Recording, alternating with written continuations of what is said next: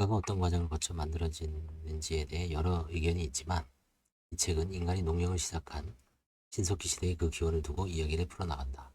메소포타미아 지역에서 발생한 수메르 문명은 국가가 생겨나게 된 배경을 설명하기에 좋은 사례라 할 수 있다.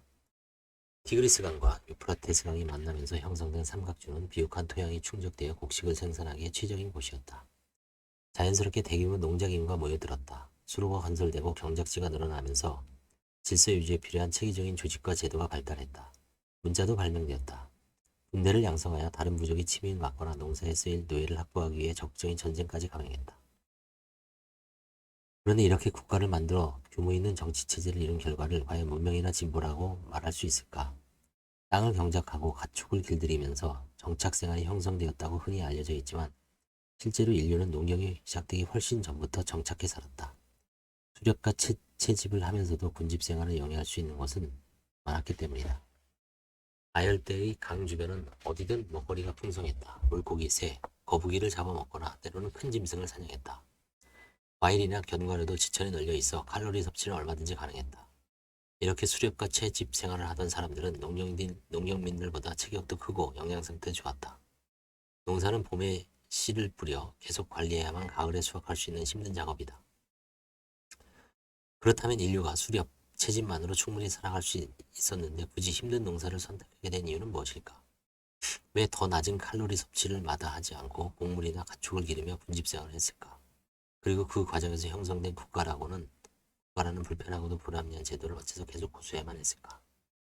국가의 역사는 대부분 승리한 이들에 의해 남겨진 일방적이고도 당위적인 기록이다.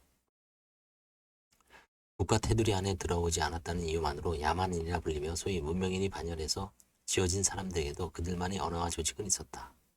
오히려 국가에 속하지 않아 세금이나 부역 의무 그리고 통치로부터 자유로운 방임 생활이 가능했다. 당시 국가는 관료직을 통해 문명하라는 명분을 내세워 통민을 통제하고 감시와 전쟁을 거듭하며 국가에 대한 충성심을 지속적으로 길러내야만 유지될 수 있었다.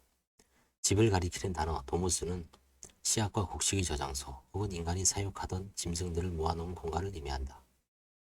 이곳에는 개와 돼지 같은 가축은 물론이고 쥐나 세균처럼 불러들이지 않는 존재들까지도 함께 생활했다. 인류가 농경생활과 더불어 국가라는 이름 아래 몰려 살기 시작하면서부터 전염병, 만성적인 질병들과의 공존이 시작된 셈이다. 농경은 채집이나 수렵 생활에 비해 건강 측면에서 해로웠다. 사망률 또한 훨씬 높았다. 채집 수렵민은 기름기가 적고 단백질이 풍부한 식단을 유지하면서도 격렬한 실체 활동을 병행해야 했으니 어찌 보면 당연한 결과겠다. 또한 농경 생활은 곡물 식단으로 유아가 젖되는 시기를 앞당겼고 탄수화물 섭취를 늘려 여성의 배란을 촉진하고 가임 기간을 증가시켰다. 즉 농경민은 더 빨리 더 많은 아이를 낳을 수 있게 되었고 이는 국가 유지 차원에서 유리했다.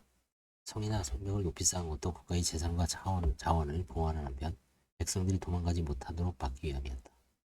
문자의 발명과 보급 역시 국가의 통치와 행정조치를 효과적으로 행하기 위해 필요한 것이었으며 노예제는 국가 경제를 유지하는 데 특히 지배계층이 사치한 생활을 유지하는 데 불가피한 제도였다. 이 책은 농경생활이 국가를 만들어낼 수 있었던 또 다른 이유에 대해서도 고찰한다. 농사를 통해 수확한 쌀이나 보리는 비교적 오래 보관할 수 있고 산출량을 헤아리기도 쉬워 채집 생활에서와 달리 세금을 거두기 수월했다는 것이다. 실제로 이러한 이유로 밀, 보리, 쌀 등을 최고의 정치 작물로 규정하기도 한다. 이처럼 저자는 농경의 시작을 국가 성립의 관점에서 풀고 있는데 읽다 보면 약간의 인류학적 지식이 필요한 부분도 존재한다.